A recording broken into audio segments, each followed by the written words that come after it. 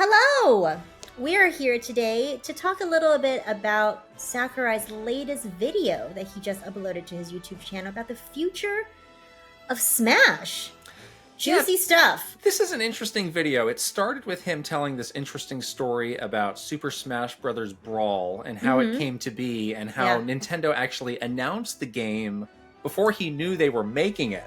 Right. And that is an interesting story, but then it kind of dovetails into this what is the future of Smash Brothers conversation that I don't think anybody expected.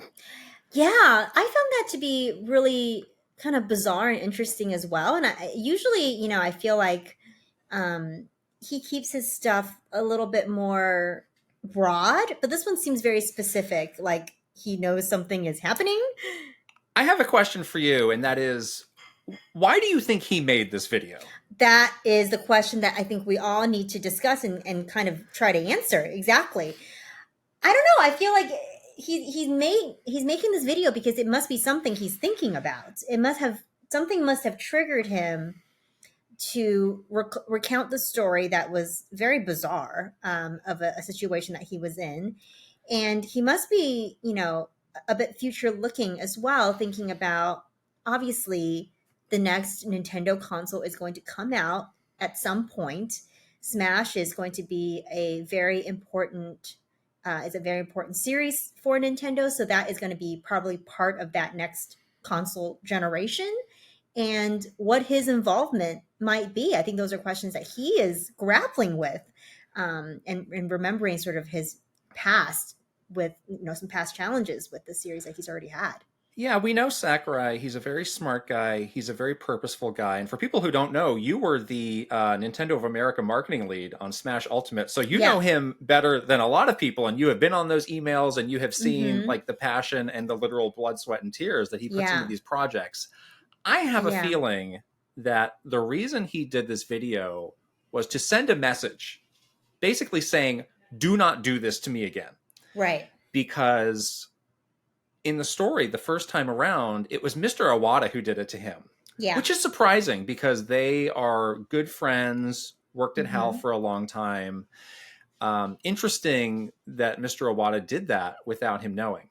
Obviously, sadly, Mr. Iwata is no longer with us.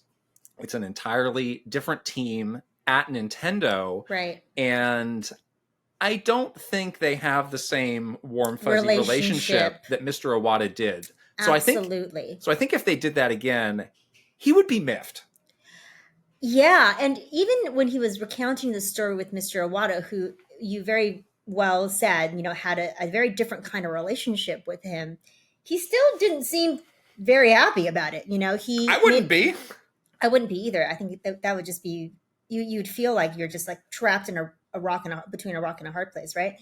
But the thing that he said that was really interesting too is like how bad he felt kind of being forced into the situation that he was in with Brawl, how he had to like say no to all of these other projects that he had already committed to.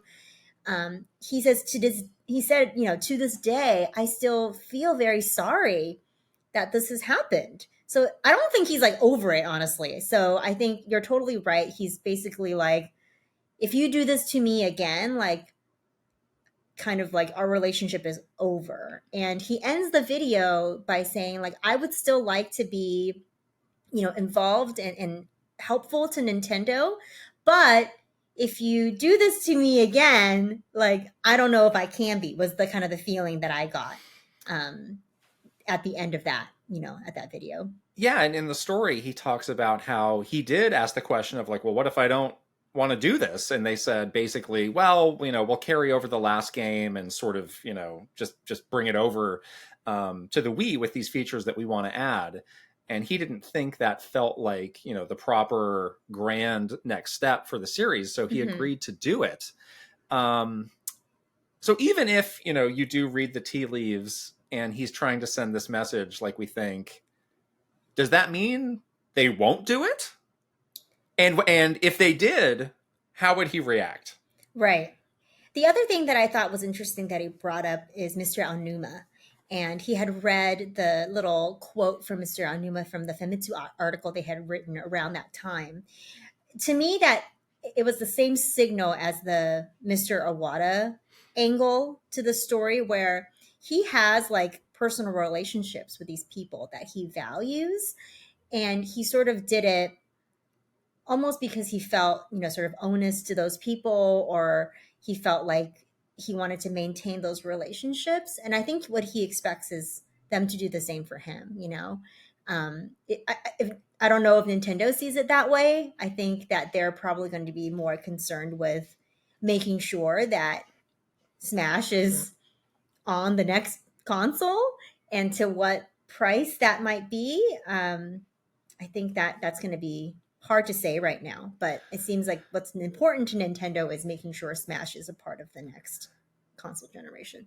Yeah, the other very real detail of the story is, Super Smash Brothers Brawl, like we're talking about like almost 20 years ago, and he's at a very different point in his life. Like he has dedicated so much of himself to this series, and I think we've all sensed just this sense of exhaustion that he had of making this last game.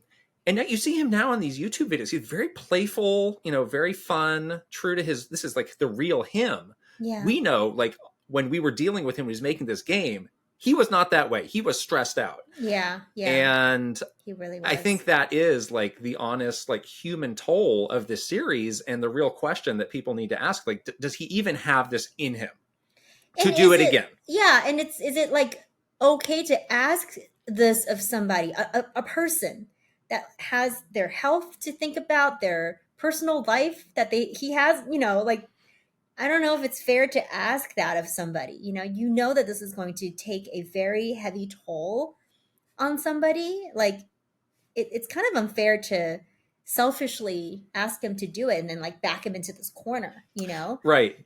Because I do think that if they did take this approach and just, sneak announce a game, I think he would feel shoehorned and obligated to do it. Exactly. But again, he may have an idea of like, well, here's how we could do it in a way that makes sense, still feels like a good next step, and is still something that I'm comfortable doing at this point in my life and career. If Nintendo announces it, who knows what they're going to say that's going to be in the game, and then he has to go do it. Exactly. So again, it's I think he's trying to cut that off. Yeah. At the head, because it does just feel like his mind is other places right now, but it is very smart of him to be thinking forward of what might happen to him. How could I get sucked back into this thing? Exactly. No, I think that's he is probably the smartest person I've ever met in my entire life. Working with him was unreal. Like the stuff that he thinks about, the stuff that he sees that no one else sees, like he's a genius. So like him to sort of have this kind of forward-thinking reaction to this. But yeah, to your point about just does he have it in him? Yeah, working with him on Smash Ultimate was really tough, and the toll that it was taking on him like spilled over into the rest of the team. We saw like a tiny drop of what that stress might be, and how that manifested within all of our lives within those 2 years when we were launching Ultimate and when we were doing all the DLC stuff. Was like probably the hardest project I ever worked on. So I can only imagine that magnified like millions of times for him, So yeah, I hope that nothing bad happens. I want him to be his happy, playful self, and I feel like he feels free now. I see that when I watch his videos, and he just seems like a different person, really. And I don't want him to have to do something at the cost of his like mental and physical well-being, because that's just not fair, to him. I have seen some people online asking a very good question, which is, why does he not have a successor for this series if he is so over it and just can't give it, but knows that in some way it's going to have to carry on? Why has he not handpicked and said, this is the guy who's going to be the new me? People think that Mr. Miyamoto is still so involved in all these projects. He wasn't grinding out the design document for Pikmin 4. he's got a whole No. other team. I mean, he wants to know what's going on. He still cares about it a He lot, but cares. And he's he's not putting involved. himself out there for Yeah. it, but he's not the one like He's not the guy managing the making this licensing game. deals and doing the Right. design stuff, like all that. That's really So I think that's a very fair question to ask, and I'll put it on you because you may have the best answer, which is why hasn't he done this? I think this goes back to his truly his personality. We all know him to be a perfectionist and kind of, he loves to be in control of the stuff that he's creating and putting out there. This is a very like a very, strong and important trait that he has. And I think at times it manifests into the genius that is Smash, because you see all these details of all of these different franchises and characters coming together in this like beautiful, harmonious way, because he can think about all of these tiny little details that, again, no one else can see because he's a genius. I think it's really hard for him to give that up. Also, I think it's very difficult to teach that skill to somebody else. Like, you just really have to have a very special mindset to be able to do that. And I'm not saying that no one else in the world could do it, but I think for him, it's just like an exhausting thought to like have to train somebody to do this. And maybe those are the things that he can't even explain to somebody else. I think that's probably why he hasn't picked somebody or done that. I do think that there's nobody that can do it the same way as him. So any game that comes out with somebody else at the helm is going to feel a little bit different. Will it feel worse? I don't know. What percentage different will it feel? I don't. Is it 1%? Is it 25%? Is it 50%? Yeah, we don't know because it's never been done. We'll never know.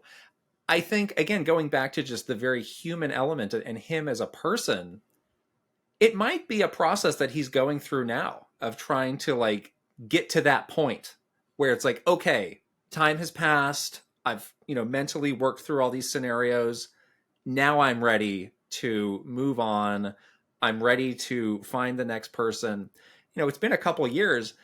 This has been his life for so long. It may just take a really long time. You're right. Right. If this is all you know and all you've been doing, all you've been pouring your, sweat, blood, tears, passion into, it's going to be hard to let that go. I think it's, it's something that he probably wants to let go, but also a part of him probably wants to hold on to something that he knows that, he's good at it.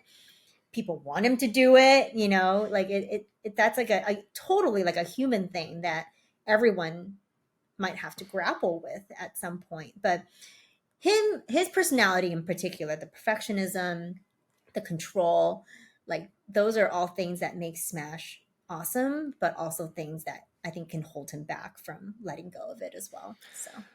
So my last question for you is, if your life depended on it, what would you predict is the next Smash Brothers game?